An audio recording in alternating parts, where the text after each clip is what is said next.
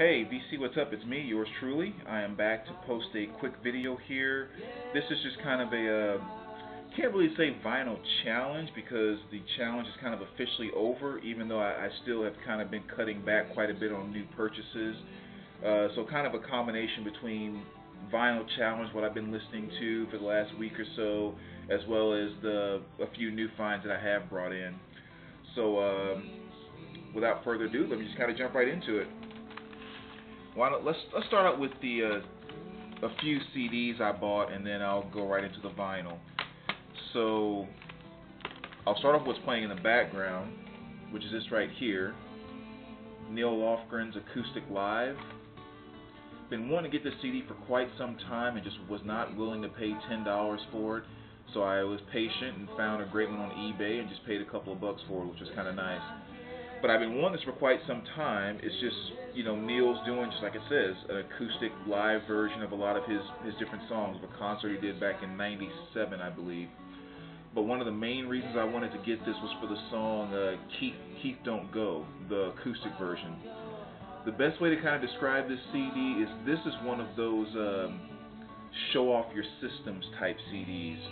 Like if you really want to see what your system can do, the sound quality of your speakers, this is a fabulous CD to do it with. Nothing hard rocking, pounding, or whatever else, but just the recording on it was, and I guess the mastering was just so great because the acoustic guitar is just so crisp and so bright on the high ends and very I guess for lack of better terms, chunky or heavy on the low ends. I mean, just for an acoustic performance, a great sounding CD. And when you mix in, the songs themselves are great. Awesome addition to the collection right there. So, again, Keith Don't Go, that's a song that I truly love off of that CD. Now, some other CDs too. I mean, you guys know I've been on a Diana Krall kick for quite some time. Well, I shouldn't say quite some time, but for a number of months now. Picked up a couple more of her CDs really cheap, which was good. And this is Diana Krall, A Dedication to Nat King Cole Trio, as well as Diana Krall Live in Paris. Really interesting with her too, because she is a jazz vocalist, but even though that's what she does, there really is a tremendous difference from CD to CD with her, which I think is kind of interesting that she's been able to kind of make just being a simple kind of softer jazz vocalist so diverse in her work, which is kind of cool. And with all of my, researching and getting more into Diana, I've stumbled across another artist here. And a guy told me her name. He said at the record store the other day, and that's when I realized I was actually butchering her name, so I'm not going to say her last name again because I forgot to remind myself of exactly how it's pronounced. But this is Elena, I believe, and I'm not going to butcher her last name like I was doing prior, because it's a lot. I believe he said it was a lot different than it looks. But anyway, another very nice jazz vocalist. I believe she's a Spanish artist. Matter of fact, on this particular CD, there's a couple of pieces that she does in Spanish, and it just has like that feel to it too. Again, it's kind of like Diana Krall with a little more of a Spanish feel thrown in here and there. She's also a pianist and does a lot of just musical pieces with no vocals, but she has a lot of great vocal pieces as well. So this is another artist you'll be seeing a bit more of coming into my collection in the near future. So this one is Kissed by Nature. Very diverse on that. She kind of goes all over the place. This one here is sings Bill Evans, where she does piano and vocals here. This is a really nice one too. And then Dreamer. So it's kind of nice. I was able to pick all those up on eBay very cheap, which is good.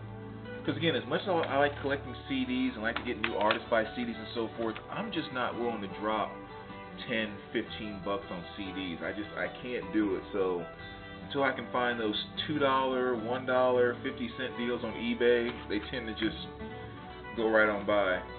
And the last CD that I picked up, Joe Cocker's Greatest Hits. And I do have this on vinyl, but it was nice to get it on CD. I think I got it for 90 cents or something like that on eBay. So that was a nice pickup. Now, new vinyl. Number one, the one I've been waiting for and it told so many people about, the new Washed Out Paracosm, which is really, really cool. Thought it was funny too, because I know a couple of years ago in the VC we had this debate about like whether or who keeps shrink wrap on their albums and so forth. Some people were like, it comes right off as soon as you get it. Other people were like, you should keep it on. Like myself, I believe in keeping shrink wrap on. But I thought this was kind of funny because on this new album, the little kind of see-through label there is actually on the shrink wrap, not the album. So if you rip the shrink off, you lose the little label there. So I was like, well, that kind of solves that problem. But anyway, the new Washed Out. As you guys know, I'm absolutely crazy about this group. Their Within and Without album is one of my favorites without question. This one here did come on this kind of purplish, not showing up that well because of the lighting there, but this kind of purplish vinyl, clear. I've only had a chance to listen to the album all the way through once, and even then I was kind of like, doing things. It was kind of playing in the background. But my very first impression of the album is it's a good album, without question. Definitely not on the same level as Within and Without question. And I think the biggest thing that didn't take it to that level for me of their previous album was that the vocals didn't seem to match up as well with the music. Where on the other album is almost like the vocals, the lyrics, and the vocal delivery was right in flow with the way that the music was flowing. They seem to be competing a little bit more on this, where the vocals weren't a direct connection or weren't in direct correlation with the flow of the music. I felt that on a number of the songs, but again, still a very good album. So glad they had a new one come out, and definitely worth the pickup right there. So that's the new Washed Out. I think if you purchase it now too, you also get this 7-inch single. And the guys at the store, they know how crazy I am about Washed Out, and they actually gave me another 7-inch single for free, which is kind of cool. So I thought, yeah, I'll take two of them, and this way I'll be able to maybe give one out in my next contest as a prize. This has a, Pull You Down and Exit as the 2 tracks on that. So moving on with new purchases, Thelonious Monk, another great addition to the Jazz Collection, and got that at a really good price. It's Monk Time, really, really great stuff, and love that cover. That's one of my favorite covers by him. Lou Donaldson, I've only had one other LP by him. This is my second, but I do like Lou because he has that jazz kind of gone psychedelic, if you will, that organ type jazz. A lot of times I get the feel that, if you're watching an Austin Powers movie, this is maybe some of the stuff you might hear in the background here and there. It has kind of that type of psychedelic feel, but again, being jazz. So this is, I play this, or everything I play is funky. So another great addition to the Lou collection. My third piece by Eric Dolphy, which is Iron Man. Again, stumbled across this one, took a quick listen, and it's just Dolphy doing his thing. Kind of that walking the line between, free jazz and traditional jazz, which he does very well. So, another great addition to that part of my jazz collection. I'm looking forward to getting much more of him too. And then last but not least, on the vinyl side, I picked up this nice copy of Paul Simon, Negotiation and Love Songs, 1971 to 86. I have a number of Paul Simon things, especially on CD, but there was something about this cover when I saw it. I was like, man, I just have to have that album. It was only like $4 too, so it was, it was definitely worth the pickup. Very nice 2 LP set, very, very clean, which is nice. And it just has, a lot of great songs on here. Stuff like, Love Me Like a Rock, 50 Ways to Leave Your Lover, Late in the Evening, You Can Call Me Al, Graceland, Diamonds on the Soles of Her Shoes. So a lot of different, Paul Simon's hits, and just a very, very nice package there. And I was like, man, I gotta get that. That's good stuff. So that's all the new stuff that I've picked up in the past week or so. And stuff I've been listening to, obviously. So let me kind of continue on with stuff that I've been listening to. 3 more CDs to show you. Gladys Knight and the Pips, all her greatest hits. Was jamming to that the other day. Portishead. I wasn't really that fond of this band. I remember the first time I listened to this a long time ago, and I was thinking about buying the LP. I was like, you know.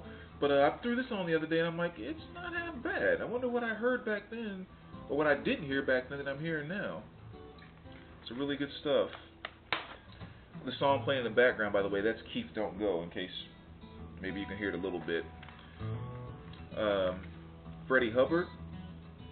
Another one that really surprised me, Back to Birdland. I picked this up for $1 at a record show a little while ago and finally got around to listening to it, and I'm like, man, this is good stuff. So another great CD.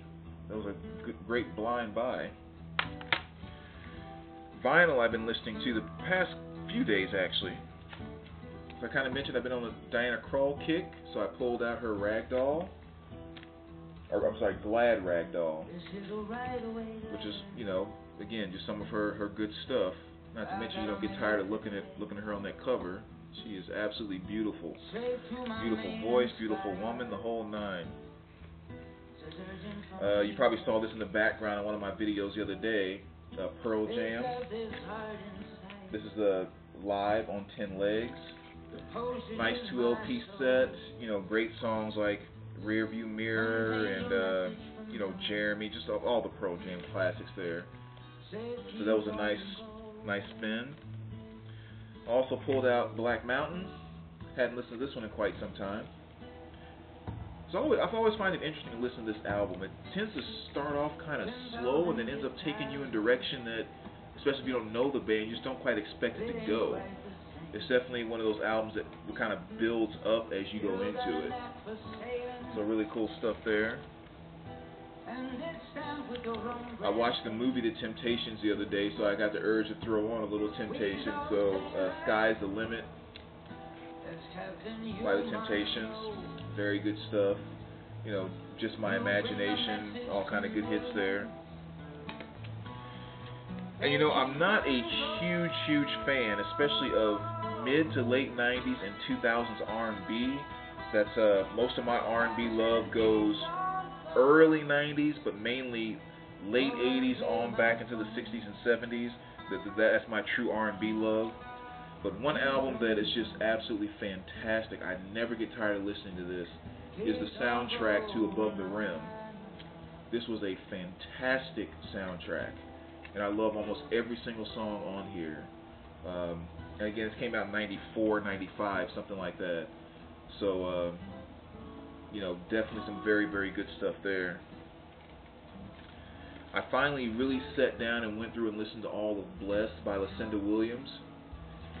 And this was her newest LP, which came out still a couple years ago, 2011, I believe. So still not her best work, but still good work. So I mean, it's definitely an album that you should still own if you were any type of a Lucinda Williams fan. And last but not least, because the other thing I wanted to show, I left in my bathrooms. I've been listening to this non-stop. I'll show that next video, because I'll probably still be listening to it then. So I'll just show this as the last one now. And this is LL Cool J. I don't know where I got the urge to throw this on the other day either. But this is kind of a nice 2 LP setup, most of his greatest hits. You know, stuff like Can't Live Without My Radio, Rock the Bells, I'm Bad, Going Back to Cali, Big Old Butt, The Boomin' System, all that old stuff that I love by LL. Because you guys know, my true love when it comes to hip-hop is old school. Give me 92, 91, and before, I'm good to go. So, you know, I think of stuff like Boomin' System and I Can't Live Without My Radio and all that. That's junior high, total high school to me. I remember the first time I heard Boomin' System, I was at some house party, and guy had some weird stereo setup, and he had like this big box with a couple of subwoofers that belonged in a car, but he had it sitting in his bedroom / living room. And me and a couple of people were sitting on top of it, you know, while the party's going on, whatever. And then Booming System came on. We were just like, holy cow, what is that? So those high school memories, which connects to the party got busted. The police came, and as we were leaving, I remember my friend Tori put NWA's "Fuck the Police" in his cassette deck and was like blasting it loud as heck as we were leaving the party. And high school, we were idiots. Never got in trouble, but we were idiots. So there's LL Cool J. What's the name of that album actually? All World. That's the name of it. Greatest hits. So anyway, there you go, VC. Some new finds as well as what I've been listening to for the past week or so. And as always, let me know what you think, and we will talk to you soon. All right, take care, guys.